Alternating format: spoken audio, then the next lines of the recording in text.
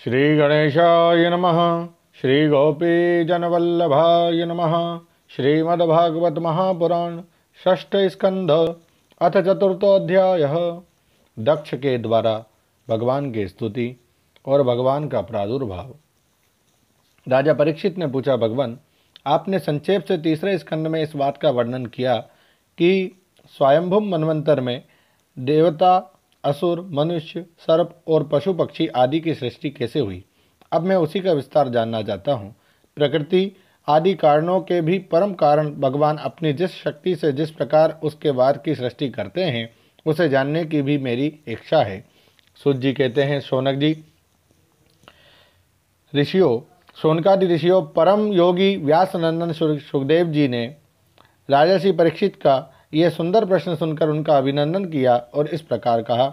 श्री सुखदेव जी ने कहा, राजा, प्राचीन वरीहि के 10 लड़के, जिनका नाम प्रचेता था, सब जब समुद्र से बाहर निकले तब उन्होंने देखा कि हमारे पिता के निवृत्ति परायण हो जाने से सारी पृथ्वी पेड़ों से घिर गई है।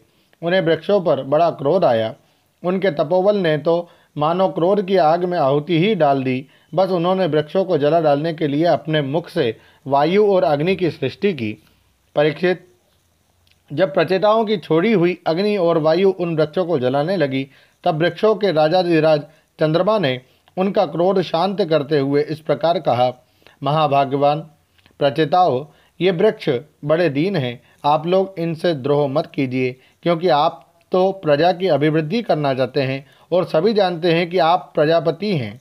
महात्मा प्रचेताओं, प्रजापतियों के अधिपति अविनाशी भगवान श्रीहरि ने संपूर्ण वनस्पतियों और औषधियों को प्रजा के हितार्थ उनके खान पान के लिए बनाया है। संसार में पंखों से उड़ने वाले चर प्राणियों के भोजन फल पुष्पादि अचर पदार्थ हैं। पैर से चलने वालों के घास तृणादि बिना पैर वाले पदार्थ भोजन हैं। हाथ वालों के वृक्ष लता आदि बिना हाथ वाले और 2 पैर वाले मनुष्यादि के लिए धान, गेहूं आदि अन्य भोजन है। 4 पैर वाले बैल, ऊंट आदि खेती प्रवृत्ति के द्वारा अन्न की उत्पत्ति में सहायक हैं। निष्पाप प्रचेताओं, आपके पिता और देवादिदेव भगवान ने आप लोगों को यह आदेश दिया है कि प्रजा की सृष्टि करो। ऐसी स्थिति में आप वृक्षों को जला डालें, ये कैसे उचित हो सकता है। आप लोग अपना क्रोध शांत करें और अपने पिता, पितामह, प्रपितामह आदि के द्वारा सेवित सत्पुरुषों के मार्ग का अनुसरण करें। जैसे माँ बाप बालकों की, पल के नेत्रों की, पति पत्नी की, गृहस्थ भिक्षुकों की और ज्ञानी अज्ञानियों की रक्षा करते हैं और उनका हित चाहते हैं, वैसे ही प्रजा की रक्षा और हित का उत्तरदायी राजा होता है। प्रचेताओं, समस्त प्राणियों के हृदय में सर्वशक्तिमान भगवान आत्मा के रूप में विराजमान हैं। इसलिए आप लोग सभी को भगवान का निवास स्थान समझे। यदि आप ऐसा करेंगे तो भगवान को प्रसन्न कर लेंगे। जो पुरुष हृदय के उबलते हुए भयंकर क्रोध को आत्मविचार के द्वारा शरीर में ही शांत कर लेता है, बाहर नहीं निकलने देता, वे काल क्रम से तीनों गुणों पर विजय प्राप्त कर लेता है। प्रचेताओं, इन दीनहीन वृक्षों को और न जलाइए। जो कुछ बच रहे हैं उनकी रक्षा कीजिए, इससे आपका भी कल्याण होगा। इस श्रेष्ठ कन्या का पालन इन वृक्षों ने ही किया है, इसे आप लोग पत्नी के रूप में स्वीकार कीजिए। परीक्षित, वनस्पतियों के राजा चंद्रमा ने प्रचेताओं को इस प्रकार समझा बुझाकर उन्हें प्रमलोचा अप्सरा की सुंदरी कन्या दे दी और वे वहां से चले गए। प्रचेताओं ने धर्मानुसार उसका पानी ग्रहण किया। उन्हीं प्रचेताओं के द्वारा उस कन्या के गर्भ से प्राचेतस दक्ष की उत्पत्ति हुई। फिर दक्ष की प्रजा सृष्टि से तीनों लोक भर गए। इनका अपनी पुत्रियों पर बड़ा प्रेम था। इन्होंने जिस प्रकार अपने संकल्प और वीर्य से विविध प्राणियों की सृष्टि की, वह मैं सुनाता हूँ, तुम सावधान होकर सुनो। परीक्षित, पहले प्रजापति दक्ष ने जल, थल और आकाश में रहने वाले देवता, असुर एवं मनुष्य आदि प्रजा की सृष्टि अपने संकल्प से की ही। जब उन्होंने देखा कि वह सृष्टि बढ़ नहीं रही है, तब उन्होंने विंध्याचल के निकटवर्ती पर्वतों पर जाकर बड़ी घोर तपस्या की। वहाँ एक अत्यंत श्रेष्ठ तीर्थ है, उसका नाम है अघमर्षण। वह सारे पापों को धो बहाता है। प्रजापति दक्ष उस तीर्थ में त्रिकाल स्नान करते और तपस्या के द्वारा भगवान की आराधना करते। प्रजापति दक्ष ने इंद्रियातीत भगवान की हंस गुह्य नामक स्तोत्र से स्तुति की थी, उसी से भगवान उन पर प्रसन्न हुए थे। मैं तुम्हें वह स्तुति सुनाता हूँ। दक्ष प्रजापति ने इस प्रकार स्तुति की। भगवान, आपकी अनुभूति, आपकी चित्त शक्ति अमोघ है। आप जीव और प्रकृति से परे उनके नियंता और उन्हें सत्ता स्फूर्ति देने वाले हैं। जिन जीवों ने त्रिगुणमयी सृष्टि को ही वास्तविक सत्य समझ रखा है, वे आपके स्वरूप का साक्षात्कार नहीं कर सके हैं, क्योंकि आप तक किसी भी प्रमाण की पहुँच नहीं है। आपकी कोई अवधि, कोई सीमा नहीं है। आप स्वयं प्रकाश और परात्पर हैं। मैं आपको नमस्कार करता हूँ। यो तो जीव और ईश्वर एक दूसरे के सखा हैं तथा इसी शरीर में इकट्ठे ही निवास करते हैं, परंतु जीव सर्वशक्तिमान आपके सख्य भाव को नहीं जानता। ठीक वैसे ही जैसे रूप, रस, गंध आदि विषय अपने प्रकाशित करने वाली नेत्र, घ्राण आदि इंद्रिय वृत्तियों को नहीं जानते, क्योंकि आप जीव और जगत के दृष्टा हैं, दृश्य नहीं। महेश्वर, मैं आपके श्री चरणों में नमस्कार करता हूँ। देह, प्राण, इंद्रिय, अंतःकरण की वृत्तियाँ, पंच महाभूत और उनकी तन्मात्राएं, ये सब जड़ होने के कारण अपने को और अपने से अतिरिक्त को भी नहीं जानते, परंतु जीव इन सबको और इनके कारण सत्व, रज, तम इन तीन गुणों को भी जानता है, परंतु वह भी दृश्य अथवा ज्ञेय रूप से आपको नहीं जान सकता, क्योंकि आप ही सबके ज्ञाता और अनंत हैं। इसलिए प्रभो, मैं तो केवल आपकी स्तुति करता हूँ। जब समाधि काल में प्रमाण, विकल्प और विपर्य रूप विविध ज्ञान और स्मरण शक्ति का लोप हो जाने से इस नाम रूपात्मक जगत का निरूपण करने वाला मन उपरत हो जाता है, उस समय बिना मन के भी केवल सच्चिदानंदमयी अपनी स्वरूप स्थिति के द्वारा आप प्रकाशित होते रहते हैं। प्रभो, आप शुद्ध हैं और शुद्ध हृदय मंदिर ही आपका निवास स्थान है। आपको मेरा नमस्कार है। जैसे याज्ञिक लोग काष्ठ में छिपे हुए अग्नि को सामेधिनी नाम के 15 मंत्रों के द्वारा प्रकट करते हैं, वैसे ही ज्ञानी पुरुष अपनी 27 शक्तियों के भीतर गूढ़ भाव से छिपे हुए आपको अपनी शुद्ध बुद्धि के द्वारा हृदय में ही ढूंढ निकालते हैं। जगत में जितनी भिन्नताएं देख पड़ती है, वे सब माया की है। माया का निषेध कर देने पर केवल परम सुख के साक्षात्कार स्वरूप आप ही अवशेष रहते हैं, परंतु जब विचार करने लगते हैं तब आपके स्वरूप में माया की उपलब्धि निर्वचन नहीं हो सकता। अर्थात माया भी आप ही हैं, अतः सारे नाम और सारे रूप आपके ही हैं। प्रभो, आप मुझ पर प्रसन्न होइए, मुझे आत्म प्रसाद से पूर्ण कर दीजिए। प्रभो, जो कुछ वाणी से कहा जाता है अथवा जो कुछ मन, बुद्धि और इंद्रियों से ग्रहण किया जाता है, वे आपका स्वरूप नहीं है, क्योंकि वह तो गुण रूप है और आप गुणों की उत्पत्ति और प्रलय के अधिष्ठान हैं। आप में केवल उनकी प्रतीति मात्र है। भगवान, आप में ही ये सारा जगत स्थित है, आपसे ही निकला है और आपने और किसी के सहारे नहीं, अपने आप से ही इसका निर्माण किया है। ये आपका ही है और आपके लिए ही है। इसके रूप में बनने वाले भी आप हैं और बनाने वाले भी आप ही हैं। बनाने की विधि भी आप ही हैं। आप ही सबसे काम लेने वाले भी हैं। जब कार्य और कारण का भेद नहीं था, तब भी आप स्वयं सिद्ध स्वरूप से स्थित थे। इसी से आप अब सबके कारण भी हैं। सच्ची बात तो यह है कि आप जीव जगत के भेद और स्वगत भेद से सर्वथा रहित एक अद्वितीय हैं। आप स्वयं ब्रह्म हैं। आप मुझ पर प्रसन्न हो। प्रभो, आपकी ही शक्तियाँ वादी प्रतिवादियों के विवाद और संवाद एक मत्य का विषय होती है और उन्हें बार बार मोह में डाल दिया करती है।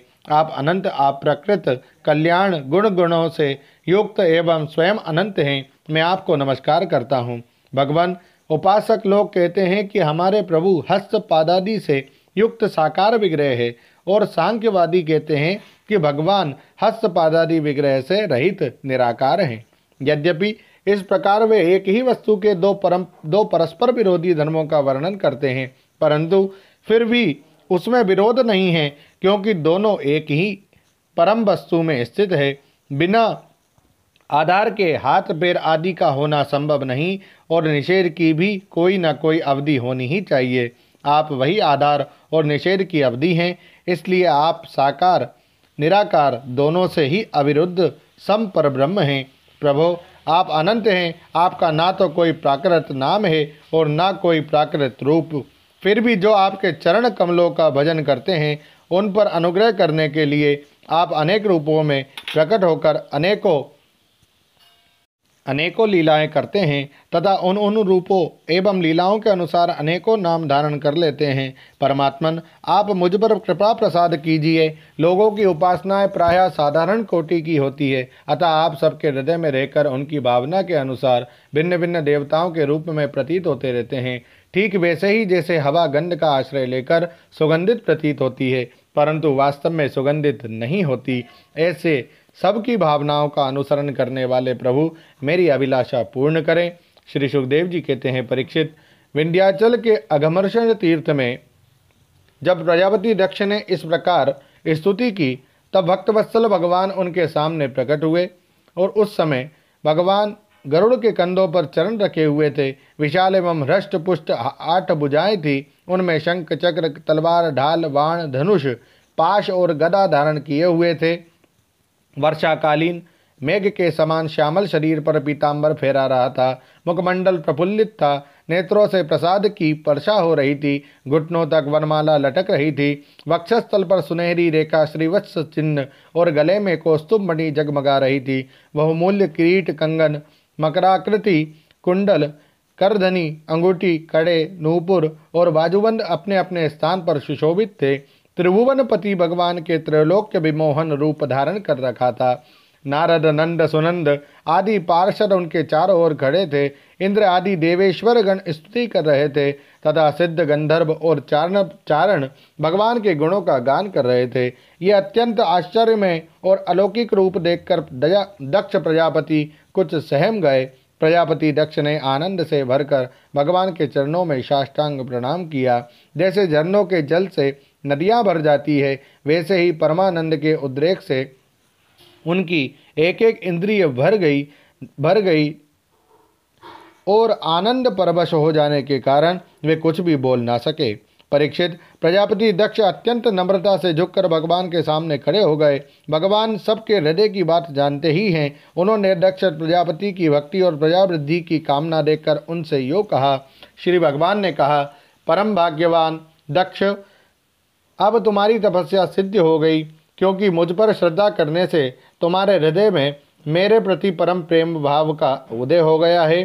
प्रजापते, तुमने इस विश्व की वृद्धि के लिए तपस्या की है, इसलिए मैं तुम पर प्रसन्न हूँ, क्योंकि यह मेरी ही इच्छा है कि जगत के समस्त प्राणी अभिवृद्ध और समृद्ध हो। ब्रह्मा, शंकर, तुम्हारे जैसे प्रजापति, स्वयंभू मनु तथा इंद्रादि देवेश्वर, ये सब मेरी विभूतियाँ हैं और सभी प्राणियों की अभिवृद्धि करने वाले हैं। ब्रह्मन, तपस्या मेरा हृदय है, विद्या शरीर है, कर्म आकृति है, यज्ञ अंग है, धर्म मन है और देवता प्राण है। जब यह सृष्टि नहीं थी तब केवल मैं ही था, और वह भी निष्क्रिय रूप में, बाहर भीतर कहीं भी और कुछ ना था। ना तो कोई दृष्टा था और ना दृश्य।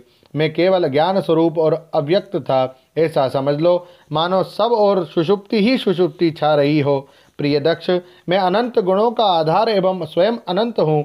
जब गुणमयी माया के क्षोभ से यह ब्रह्मांड शरीर प्रकट हुआ, तब इसमें अयोनिज आदि पुरुष ब्रह्मा उत्पन्न हुए। जब मैंने उनमें शक्ति और चेतना का संचार किया, तब देव शिरोमणि ब्रह्मा सृष्टि करने के लिए उद्यत हुए, परंतु उन्होंने अपने को सृष्टि कार्य में असमर्थ सा पाया। उस समय मैंने उन्हें आज्ञा दी कि तप करो। तब उन्होंने घोर तपस्या की और उस तपस्या के प्रभाव से पहल तुम 9 प्रजापतियों की सृष्टि की। प्रिय दक्ष, देखो, ये पंचजन प्रजापति की कन्या असिकनी है। इसे तुम अपनी पत्नी के रूप में ग्रहण करो। अब तुम गृहस्थोचित स्त्री सहवास रूप धर्म को स्वीकार करो। यह असिकनी भी उसी धर्म को स्वीकार करेगी, तब तुम इसके द्वारा बहुत सी प्रजा उत्पन्न कर सकोगे।